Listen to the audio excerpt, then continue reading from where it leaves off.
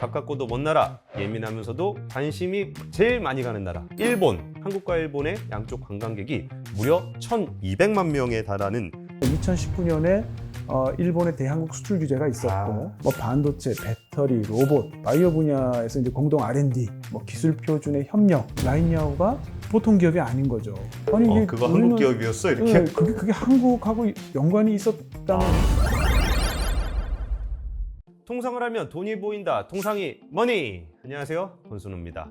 오늘 통상이 머니 시간의 주제는 가깝고도 먼 나라, 예민하면서도 관심이 제일 많이 가는 나라 일본에 대한 이야기입니다. 올해 2025년은 한국과 일본이 국교를 정상화한 지 60주년이 되는 해인데요. 사실 지난 60년 동안 한국과 일본은 다양한 경제 교류뿐만 아니라 사회문화 교류들도 활발하게 이루어졌습니다. 그리고 양쪽의 관광 분야를 따져보면은 한국과 일본의 양쪽 관광객이 무려 1,200만 명에 달하는 그런 활발한 교류들을 좀 이어가고 있었는데요. 이 시점에 우리가 일본과 어떻게 발전적인 관계를 맺어갈 수 있을지, 아니면 마음속에 있는 이 역사적 과제들을 좀 어떻게 풀어갈 수 있을지, 그리고 이 성과를 통해서 어떻게 돈을 발견할 수 있을지에 대한 이야기를 나눠보겠습니다. 오늘은 한국외대 융합 일본 지역학부 이창민 교수님을 모셨습니다. 안녕하십니까? 반갑습니다. 안녕하십니까?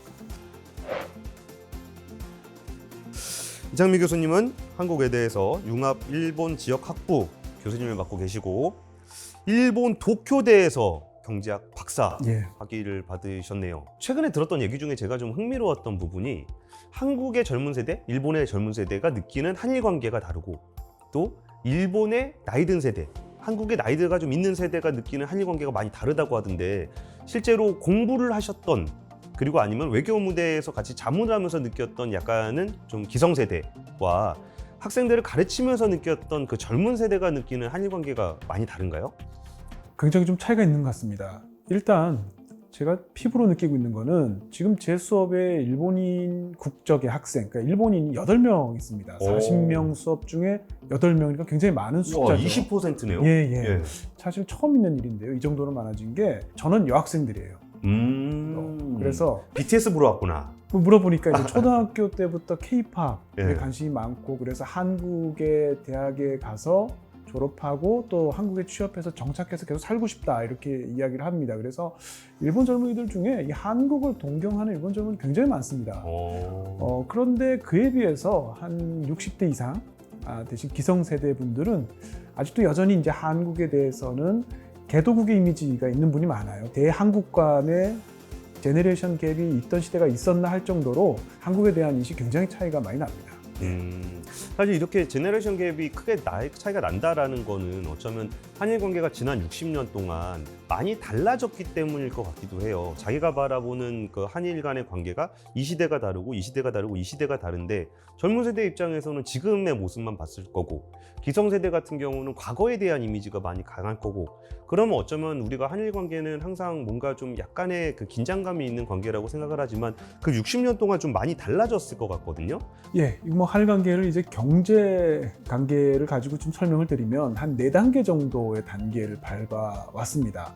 이 첫 번째 단계가 1965년에 국교 정상화를 하면서 한 80년대까지 이어지는데요. 이때가 이제 자금 기술 협력, 특히 이제 정부가 주도하는 또 일본에서 한국으로 일방적인 어떤 자금 협력, 기술 협력의 시대였습니다. 그래서 이 시대에 어떤 한국과 일본 사이에 특히 제조업에서 수직적인 분업 구조가 만들어지고 또 만성적인 대일 무역 적자 구조가 만들어졌죠.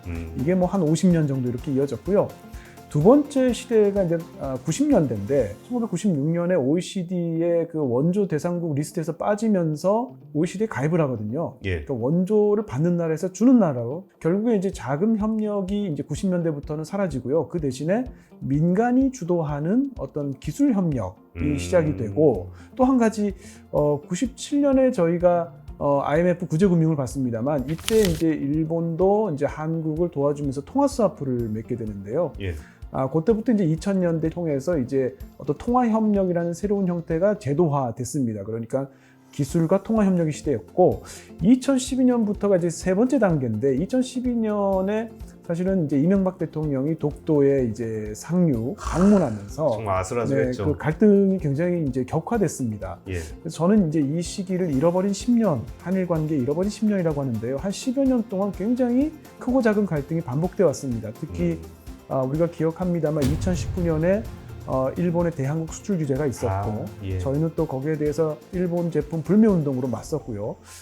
그러다가 이제 네 번째 단계가 2020년대 들어서 2023년에 한일 양국 정상이 만나면서 한미일 어떤 안보 협력, 경제 협력 구조 안에서 어떤 새로운 그런 이제 협력의 형태를 저희가 이제 찾아가야 되는 그런 시대가 이제 됐다. 이게 이제 네 번째 단계까지 왔다. 이렇게 볼 수 있겠습니다. 어떻게 생각해 보면은 초기 단계에는 우리가 좀 일본으로부터 도움을 좀 많이 받다가 그 다음에 협력을 좀 하다가 갈등을 좀 빚다가 그러면 지금은 어쩌면 앞으로의 어떤 협력 관계를 어떻게 끌고 나갈 것인지에 대한 정반 합에 이르는 단계를 어떻게 정립해야 될까 이런 상황이 좀 아닌가 싶네요.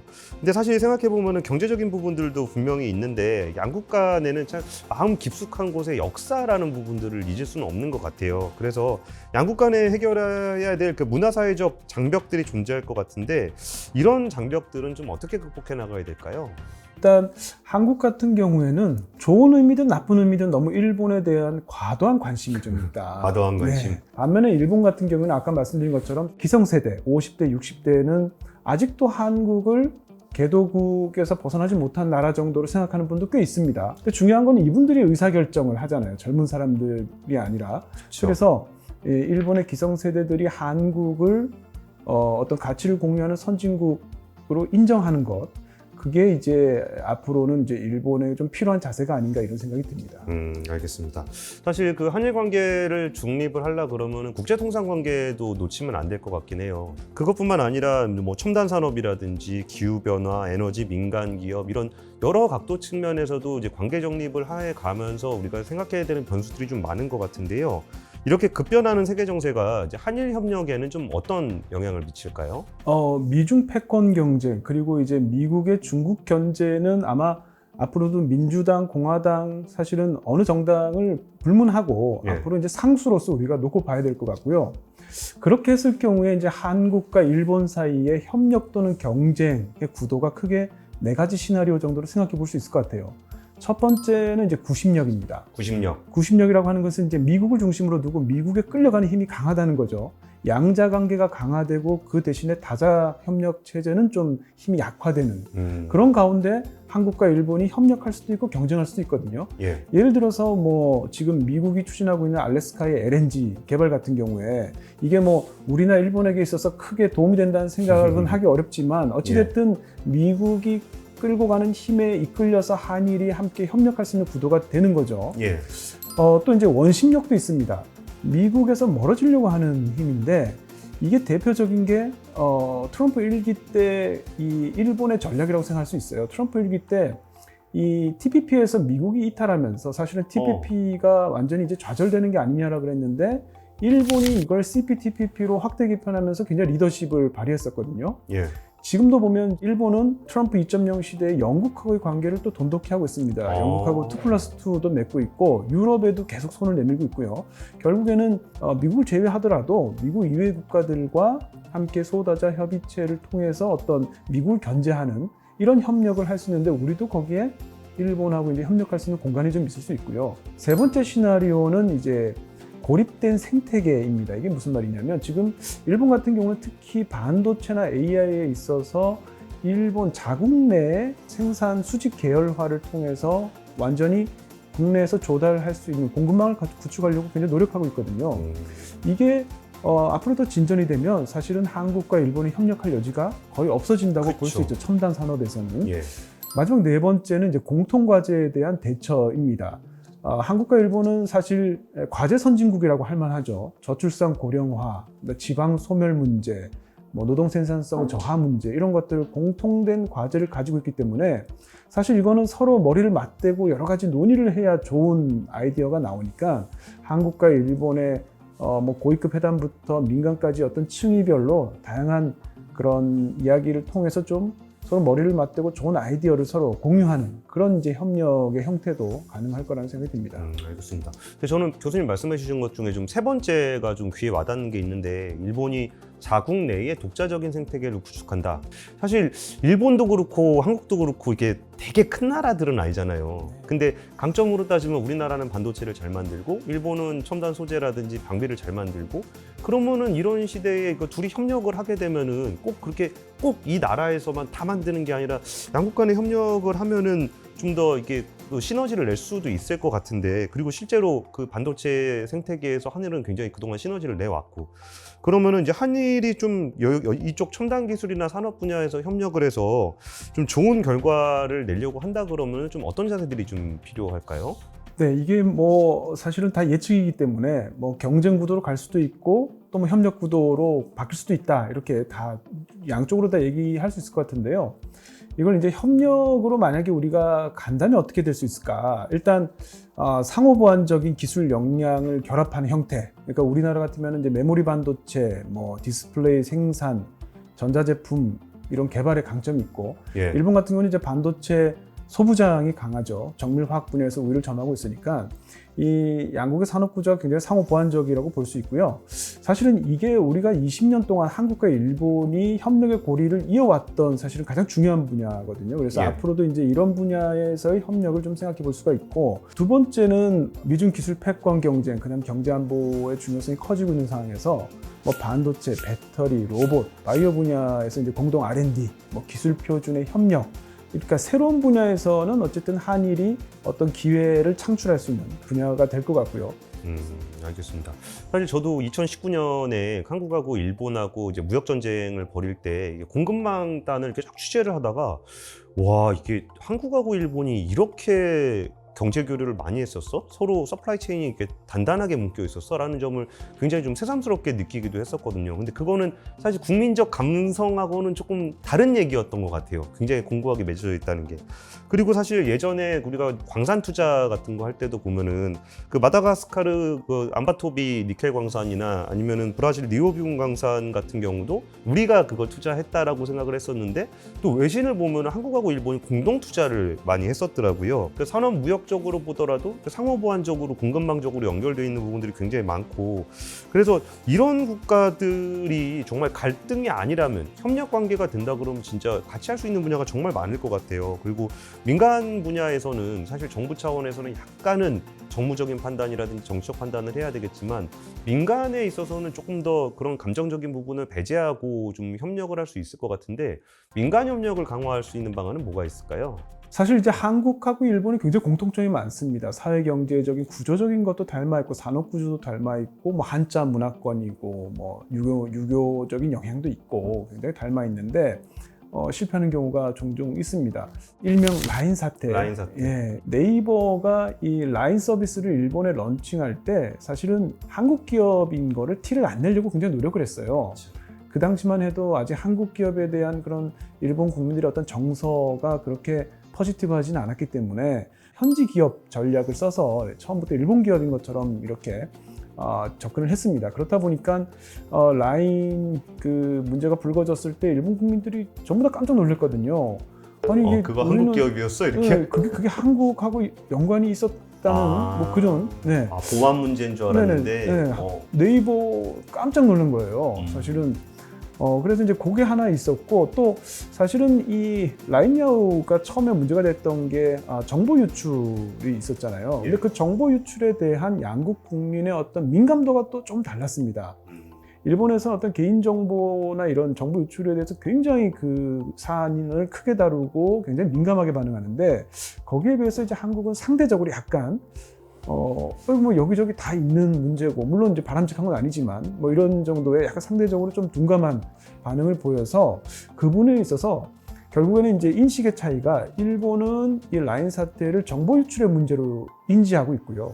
한국 국민들은 이게 일본 정부가 라인을 네이버에서 뺏어가려고 한다, 한국 기업을, 뭐 이런 이제 정서상 어떤 차이가 있다 보니까 이게 결국에는 이제 문제는 앞으로도 사실은 이러한 문제는 또다시 발생할 수 있거든요. 그래서 한국 기업이 일본에 진출할 때는 이런 경영 전략뿐만 아니라 이런 양국의 어떤 역사적인 바탕 내지는 뭐 어떤 사회문화적 차이에서 올 수 있는 그런 리스크 관리도 함께 고민해야 되는 그런 지점이 있다고 생각이 됩니다.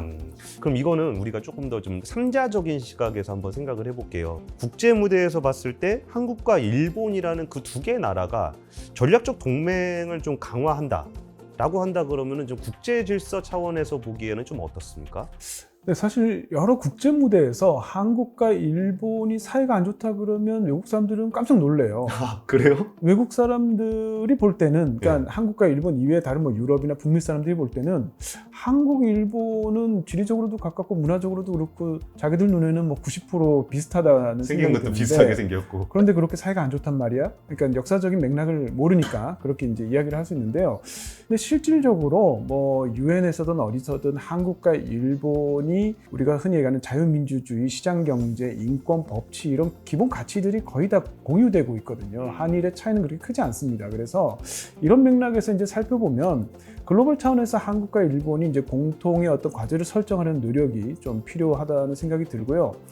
예컨대 이제 반도체, 배터리 같은 전략물자의 공급망 안정화, 뭐 기후변화 대응을 위한 에너지 전환 협력, 그다음에 AI, 디지털 거버넌스를 둘러싼 국제 규범, 뭐 이런 거에 있어서 양국이 주도적인 역할을 수행할 수 있다고 생각이 되고요. 특히 이제 글로벌 사우스라 그러죠. 이제 예전에는 뭐 개발도상국 이렇게 불렀는데 지금 이제 글로벌 사우스라는 용어를 더 많이 씁니다만 이제 글로벌 사우스 국가들하고 협력해서 한일 플러스 제3국 이런 방식의 어떤 파트너십 이런 걸 확대함으로써 지역적 한계를 넘어서 국제적 위상을 좀 확보하는 그런 방법도 생각해 볼 수가 있을 것 같습니다. 이 부분을 우리가 잘 생각해 보지 못하는 것 같아요. 그러니까 한국하고 일본의 관계가 있는데 꼭 둘이 사이 안 좋으면은 중간에 누가 껴가지고 좀 중재자. 같이 해주면 좋잖아요. 그런 측면에서 뭐 글로벌 사우스 국가는 아니지만 한중일 네네네. 그 한중일 그 안덕근 장관님 가셔가지고 경제통상장관들이 거의 5년 만에 만나서 맞습니다. 한중일 FTA 추진한다 그랬었던 것 같은데 그 부분은도 참 이것도 하나의 방법이 될 수도 있겠다. 이게 둘이 만나면 꼭 사이가 별로 안 좋잖아요. 그래서 셋이 같이 하는 것도 괜찮겠다는 생각이 좀 들었습니다. 뭐 아까 제가 말씀드린 것처럼 이제 원심력에 관계된 건데요. 미국에서부터 멀어지는 힘이 강해지고 그 중에서 이제 한국과 일본이 중국을 지렛대 삼아서 사실 한중일 협력의 어떤 그런 플랫폼이 만들어지면 미국이 또 그 부분은 굉장히 또 신경 쓸 수밖에 없거든요. 그러니까 별로 안 좋을 것 같은데요. 우리 입장에서 보면 적절히 미국을 뭐 협력도 하지만 견제하는 장치로서 한중일 협력 구도를 충분히 이용할 수 있겠다는 생각이 듭니다. 알겠습니다. 솔직히 국민들의 마음속에는 저런 부분들이 분명히 있을 것 같아요. 이렇게 양국 간이 조금 가까워지는 것 같다가 돌발적인 어떤 이벤트들이 발생을 하면서 이렇게 관계가 멀어지거나 이번에 한일 수출 규제 2019년에 있었던 일만 하더라도 정말 그 중요한 공급망을 끊어버리는 바람에 그 공급망 만들어지는 대로 수십 년 걸리지만 재생을 시키는 것도 거의 불가능한 정도 수준으로 오래 걸리잖아요. 그러면은 이게 또 그런 일이 생기는 거 아닌가라는 불안감들이 뭐 기업인들이나 아니면 국민 정서상에서 있을 것 같아요. 그래서 10년에서 한 20년 동안 한일 관계가 특히 경제적인 분야에서는 좀 어떤 변화가 있을까요? 방금 말씀하신 것처럼 그 2019년에 수출 규제, 우리는 수출 규제라고 하고 일본은 수출 관리 강화라고 이야기합니다. 서로 이해가 다른데 이게 굉장히 중요한 포인트입니다. 이제 시간이 지나서 지금 좀 더 확실해졌는데요. 사실은 일본이 이 수출 규제를 통해서 수도꼭지를 만들어서 언제든지 잠글 수 있는 시스템을 만들어보고 실제로 상대국이 어떻게 대처하고 뭐 효과가 어떤지를 사실은 이 실험을 해본 거라고 볼 수 있어요. 테크 디커플링이라고 해서 일본이 국내에서 경제 안보상의 중요한 어떤 전략 물자는 웬만하면 국내에서 일본 기업들이 수직 계열화해서 만들겠다라는 생각을 좀 가지고 있습니다. 그래서 10년, 20년 뒤에 한일 관계가 썩 그렇게 밝지만은 않겠다는 생각이 듭니다. 대표적인 게 이제 반도체죠. TSMC 공장 1공장, 2공장이 지금 들어와 있고 2공장은 뭐 지금 짓고 있고요. 3공장도 지금 홋카이도 쪽에 유치하려고 하고 있고 라피더스라 그래서 이제 2나노짜리 최첨단 이 반도체 칩을 생산하는 공장이 아마 2027년 되면 만들 텐데 결국에 지금 보면 최첨단 로직 반도체부터 해서 뭐 2나노부터 55나노까지 메모리 반도체까지 웬만한 건 일본 국내에서 생산할 수 있는 시스템을 좀 갖추려고 하고 있거든요. 만일의 사태에 대비해서 일본 국내에서 이게 조달이 가능해야 된다는 거거든요. 심지어 일본에서는 미국이 GPU를 수출 규제할 수도 있다라는 가정하에 지금 생각을 하고 있어요. 중국처럼 중국 상대하는 것처럼. 만약에 그렇게 된다면 그걸 트럼프가 어떤 협상 카드를 쓴다면 일본이 어떻게 할 수 있을까를 고민하거든요.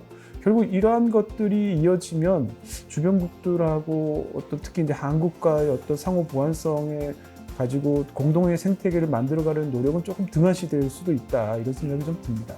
근데 사실 살펴보면은 뭐 과거의 협력 관계는 그렇다 치는데 좀 전에 이제 그 라피더스의 파운드리를 비롯해서 AI 쪽에서 보면은 독자 생태계 구축하려는 움직임들이 꽤 활발하게 일어나고 있는 것 같아요. 예, 맞습니다. 지금 일본 정부 그리고 뭐 일본 기업들도 마찬가지인데요.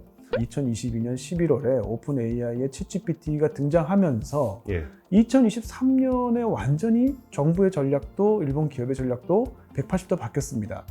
일본 국내에 AI 미니 생태계를 구축하겠다는 거거든요. 늦었지만 일본어 기반의 생성형 AI LLM도 만들고, 그 다음에 AI 데이터 센터도 구축하고, 그 다음에 궁극적으로는 AI 반도체도 일본에서 생산할 수 있게 하겠다. 정부가 지금 대표적으로 이제 크게 세 분야에 있어서, 그러니까 일본어 기반의 생성형 AI를 만드는데 이제 제니악 프로그램이라고 있습니다. 이게 84억 엔을 써서 지금 클라우드 솔루션을 7개 사업자에게 무상으로 지금 제공하고 있고요.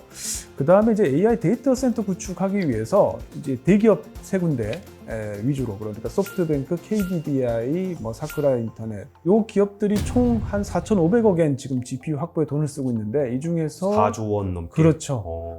이 중에서 이제 1,641억 엔을 정부가 직접 현금성 지원을 하고 있습니다. 결국에는 이제 엔비디아를 부분적이나마 대체할 수 있는 그런 기업들을 발굴해서 현금성 지원을 해주고 있어요. 대표적인 기업이 이제 프리퍼드 네트워크스라고, 거기가 아마 2017년에 AI 반도체 출시를 목표로 지금 거기에 200억 엔 바로 세금을 보조금으로 이렇게 지원을 해줬습니다. 그러면은 이렇게 독자 생태계를 구축을 하는 모습이 어쩌면 우리가 협력해야 되는 부분이 좀 더 적어지는 모양새라고도 볼 수 있을 것 같은데요? 특히 AI나 반도체 같은 어떤 첨단 분야 또는 이제 전략 물자라고 우리가 이야기할 수 있는 것, 이런 부분에 있어서는 앞으로 한국하고의 어떤 협력의 여지, 공간은 굉장히 축소될 것이다, 이렇게 보이고요. 그런 의미에서 아까 말씀드렸던 라인 사태도 굉장히 다르게 또 해석할 수 있습니다. 왜냐하면 2022년 11월 이 오픈 AI의 챗GPT가 등장하고 나서 일본 정부의 AI 전략이 2023년에 새롭게 나오거든요. 예. 소프트뱅크의 AI 전략도 그때 새롭게 바뀌고요. 바뀌고 나서 이 라인야오를 보니까 달리 보이는 거죠. 라인야오가 보통 기업이 아닌 거죠. 일본어 데이터가 엄청 그렇죠. 많은 일본어 기업이죠. 학습 데이터를 어마어마하게 가지고 있는, 정말 이거는 전략적으로 중요한 기업이 되다 보니 총무성도 단순한 행정지도가 아니라 뭐 지분 운운하는 행정지도를 그것도 두 차례 했거든요. 굉장히 이건 예외적인 건데, 그래서 지금 생각해 보면 2023년부터 일본 정부의 AI 전략이 바뀌면서 라인야오에 대한 어떤 관점도 바뀌었구나, 이런 생각이 듭니다. 그러면 어쨌든 우리가 뭐 독립적으로 가더라도 서로 갈등을 일으키면서 갈 필요는 없잖아요. 그래서 좀 미래지향적인 협력 관계를 발전시킬 때, 뭐 아까는 좀 전에는 민간 차원의 이야기를 했다면 정부 차원에서는 좀 어떤 협력 태도를 가져야 될까요? 예, 뭐 크게 한 세 가지 정도로 정리할 수 있을 것 같습니다. 일단 국가 전략 차원의 협력의 어젠더를 많이 발굴을 해야 됩니다. 정부가 뭘 할 수 있을지에 대해서. 그 다음에 두 번째는 이게 중요한데요. 국내 정치로부터 독립성, 그 다음에 일관성을 좀 확보할 수 있어야 됩니다. 쉽지 않지만 중요하죠. 네. 예. 그 다음에 세 번째 마지막에 이제 민간 주도 협력의 생태계를 정부가 조성을 해줄 수 있어야 되는데, 일단 그 첫 번째 말씀드린 국가 전략 차원의 협력 어젠더라고 하는 게 아까 뭐 쭉 말씀드린 것처럼 한일 경제 협력을 단기 현안 중심이 아니라 중장기 어떤 전략 과제로 재정의해서 이런 로드맵을 좀 수립을 해야 되고요. 제일 어려운 게 말씀하신 것처럼 국내 정치하고 어떻게 분리할 것이냐. 이거는 꼭 비단 한국뿐만이 아니고 일본도 마찬가지입니다. 저희도 사실은 반일이 굉장히 정치인들이 표를 얻기 쉬운 그런 뭐 치트키고요. 일본도 마찬가지입니다. 그렇죠. 혐한 정서가 굉장히 또 표를 얻기 쉬운 그런 부분이라서 어떻게 하면 이 국내 정치와 분리된 상태로 어떤 독립된 프레임으로 관리할 수 있을지, 그러기 위해서는 우리가 그런 뭐 과거사 문제, 역사인식 이런 거는 이제 정무적인 채널로 처리를 하고요. 저희는 뭐 변함없이 그런 실익을 위해서 전략 중심의 어떤 독립적인 그런 경제관계는 가야 된다 이런 생각이 듭니다. 그리고 끝으로 민간주도 협력의 촉진자로서 이제 정부가 기능을 해야 될 필요가 있는데요. 사실 저희는 뭐 정치적인 어떤 불안정 이런 게 있을 수 있는데 뭐 이거와는 상관없이 기업, 연구기관 같은 이제 민간 부분 협력이 중단되지 않도록 이 리스크 매니지먼트를 어떻게 할 것이냐, 이게 정부의 역할로서 굉장히 중요하다는 생각이 듭니다. 알겠습니다. 사실 올해는 일본에서는 4월부터 6개월간 오사카 간사이 엑스포가 열리고 우리나라에서는 이제 10월 말부터 경주에서 에이펙 정상회의가 열리잖아요. 그런 과정들을 거치다 보면은 일본에서 한국으로, 한국에서 일본으로 오는 교류들도 굉장히 많아질 거고, 그 교류는 민간 차원의 교류뿐만 아니라 정부 고위 관계자, 아니면 정상들에 이르기까지의 교류가 좀 많아지는 해가 사실은 올해가 아니었나 싶습니다. 그리고 그 회의에는 어쩌면은 저는 굉장히 빅 이벤트라고 기대를 했었던 게, 에이펙 정상회담의 다자간 정상회담이 된다면 여기에 한국 대통령을 비롯해서 이시바 총리, 그리고 정말 안 만날 것 같은, 다자간으로 안 만날 것 같은 미국의 트럼프 대통령과 중국의 시진핑 주석까지 다 같이 모일 수 있는 회의 장소가 어쩌면 인류사적인 장면이 연출될 수도 있는 게 우리나라 경주에서 열리는 에이펙 정상회의가 아닐까 싶습니다. 그래서 이번에 그 생겨나는 이런 국제적인 이벤트, 뭐 오사카 간사이 엑스포, 그리고 에이펙 정상회담의 수많은 교류를 거치면서 앞으로 10년, 20년 한국과 일본이 어떤 관계를 맺어갈지에 대한 어떤 초석을 다지는 그런 기회가 되기를 기대해 보겠습니다. 지금까지 통상이 원이었고요. 아직까지 구독, 좋아요, 알림 버튼 안 누르신 분들은 구독, 좋아요, 알림 버튼 꼭 부탁 좀 드리겠습니다. 지금까지 통상이 원이었습니다.